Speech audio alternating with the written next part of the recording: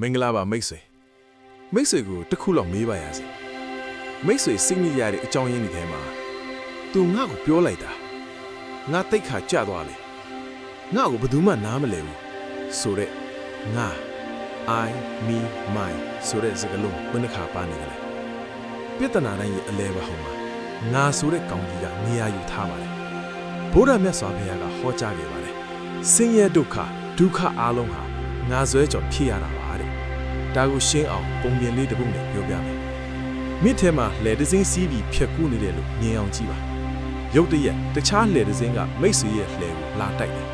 မိတ်ဆွေဒေါ်ထွက်ပြီးဟဲ့လို့မျက်စိမပါဘူးလားလို့လှမ်းပေါ်လိုက်တယ်ဒါပေမဲ့တေချာကြည့်လိုက်တော့အဲ့ဒီလှဲပေါ်မှာဘယ်သူမှမပါဘူးရေစည်းနဲ့မျောလာတဲ့လှဲအလွတ် empty ပုံတစ်စင်းဖြစ်နေတယ်အဲ့ဒီခါမိတ်ဆွေရဲ့ဒေါ်ကချက်ချင်းပျောက်သွားနေတယ်ဘာလို့လဲဆိုတော့ငါ့လိုလာတိုက်တဲ့သူမရှိလို့ပါပဲတကယ်တော့လောကကြီးမှာဖြစ်ပျက်နေတဲ့အရာအလုံးဟာလှဲအလွတ်တွေပါပဲသူများကကိုယ့်ကိုဆဲတာယာဒီဥရုပူတာကားပိတ်တာဒါဒီအလုံးဟာတဘာဝအတိုင်းဖြစ်ပျက်နေတဲ့အကြောင်းတရားတွေတတ်ပါပဲအဲ့ဒါကိုမိတ်ဆွေကငါ့ကိုလာလို့တာငါ့ကိုဒုက္ခပေးတာလို့ငါနဲ့တွားချိတ်ဆက်လိုက်တဲ့အချိန်ပါပဲဒေါသတွေဝမ်းနည်းမှုတွေဖြစ်လာရတာပါဘုရားရဲ့အနတ္တသဘောတရားကဒါကိုဆိုလိုတာပါငါဆိုတာမရှိခန္ဓာကိုယ်နဲ့စိတ်ဆိုတဲ့ဖြစ်စဉ်တစ်ခုသာရှိတယ်ဥပမာ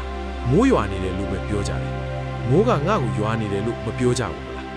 အဲ့ဒီလိုပါပဲစိတ်ညစ်နေတယ်ဆိုတာလေတဘာဝတရားတစ်ခုပါစိတ်ညစ်နေတယ်လို့မတွေးပါနဲ့စိတ်ညစ်စရာအကြောင်းတရားတွေကြောင့်စိတ်ညစ်မှုဖြစ်ပေါ်နေတယ်လို့ဓမ္မညကြရှုမြင်တတ်အောင်ကြိုးစားခြင်းခိနစ်စိတ်ပညာမှာလည်း diffusion technique ဆိုတာရှိပါတယ်အသွေးနဲ့ကိုယ်နဲ့ကိုခွာချလိုက်တာပါပုံမှန်အသွေးငါကလူသုံးမကြတဲ့ကောင် I am a loser ဒီမှာငါကပြဿနာနဲ့တရားတွေဖြစ်နေတယ် diffusion လို့နည်းဆိုတော့ငါခေါင်းထဲမှာငါကလူသုံးမကြဘူးဆိုတဲ့အသွေးတစ်ခုပေါ်လာတယ် I am having the thought that I am a loser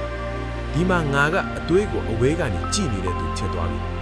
ဒီလိုခွဲခြားလိုက်တဲ့အခါမိတ်ဆွေဟာကောင်းကင်ကြီးနဲ့တူသွားပါတယ်အသွေးတွေခံစားချက်တွေကတော့ကောင်းကင်မှာဖြတ်တန်းသွားတဲ့တိမ်တိုက်မဲတွေပါပဲတိမ်မဲတွေလာတဲ့အခါကောင်းကင်ကြီးကညစ်ပတ်သွားမှာမဟုတ်ဘူးတိမ်တွေထွက်သွားတဲ့အခါလဲကောင်းကင်ကြီးကပြောင်းလဲသွားမှာမဟုတ်ဘူးမိတ်ဆွေရဲ့စစ်စင်တဲ့စိတ်ဟာအဲ့ဒီကောင်းကင်ကြီးလိုပါပဲဒါကြောင့်ဒီနေ့ကစပြီးစိတ်ဖိစီးစရာကြုံလာတယ်